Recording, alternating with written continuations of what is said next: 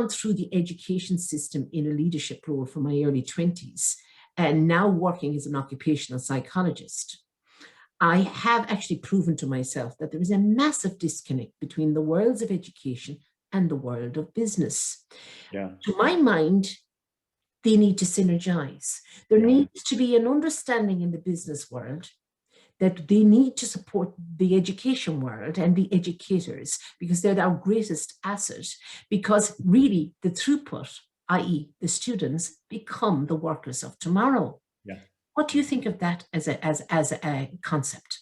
So it's a huge issue. And so where do I start? So companies are struggling. They're all struggling, completely struggling right now with what to do next. And on the one hand, they have to be efficient and manage their costs because life is uncertain, while projecting forward, while having 5-year plans. And also they have huge workforces that are disenfranchised, anxious, disconnected because they're on the internet. And so I think there's been a lot of conversation about having to move to being learning organizations and all of this sort of stuff. But I think it's very fundamental, unless, and this is an area of business that I'm involved in, unless businesses acknowledge that they need to move towards becoming truly cohesive and inclusive organizations, right? That Yes. treat people with respect and dignity, which includes, putting in the right pathways to identify the right soft, or what I call power skills.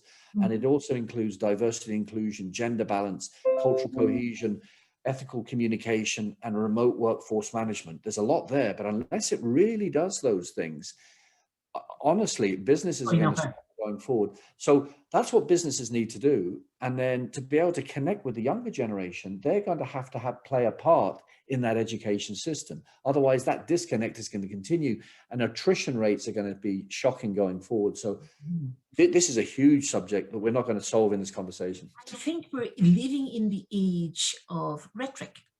There's a lot of jargon. There's an awful lot of neat wording thrown about, but in actual fact, we need to drill down and we need to ground it. We don't want education to become merely preparing our youngsters for the workplace in a robotic sense, but we need, let's say, I always talk about the 4 pillars of life. There's your work life, but there's your home life, there's your networking and your membership of community, and then there's your self-worth and developing yourself as a person. But I think particularly in Ireland since the downturn of 2008, the work world, so many changes were introduced and people found that the work world was eating into the other 3 pillars the whole time. So maybe COVID caused us to stop, but I think it's an ideal time to get work-life integration right, because the 4 pillars have literally landed on the kitchen table at the same time. So it's now is a time to work on it, for each individual to work on it. And as they say, no man ever lies on his deathbed bemoaning the fact that he mightn't have spent enough time in the office. They usually end up bemoaning the fact that they didn't really get to know their children. Whereas the lockdown #1 was a novelty in that regard.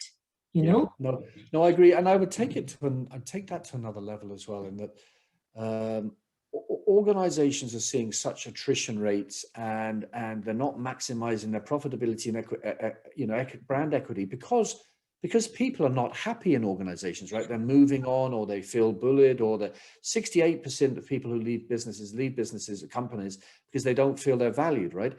Well, why do they not feel valued?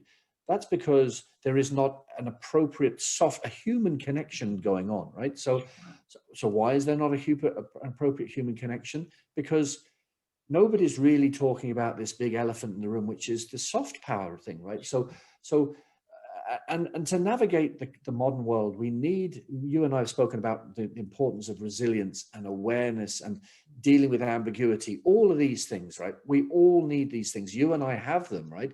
Because we've kind of been processed through this, for want of a better expression, this sausage machine of life, right? And so we've had to understand and appreciate what resilience and awareness and influencing and assertiveness, all these things are.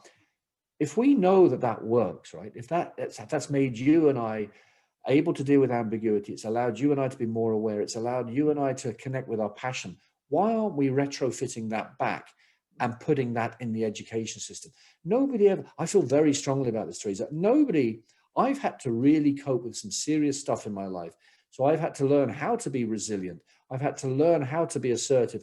Nobody ever taught me that in school. I was being taught, how many loaves of bread were being sliced by Jesus. And I was learning, the chemical tables and how to put pieces of metal together in the metal room. Why?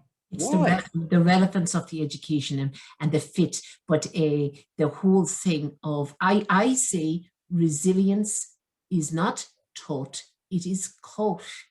And we learn vicariously by watching others and what they do, what they succeed in, and what they fail at doing. So we replicate the successes, etc., of others. But children, through watching their parents handling the ups and downs of life, learn resilience. But it's a massive industry there selling literature and workbooks for children on resilience. While it may have a little bit of place, I think it's dominating the space that really we learn through experience. It's an experiential thing, and parents need to come to that realization.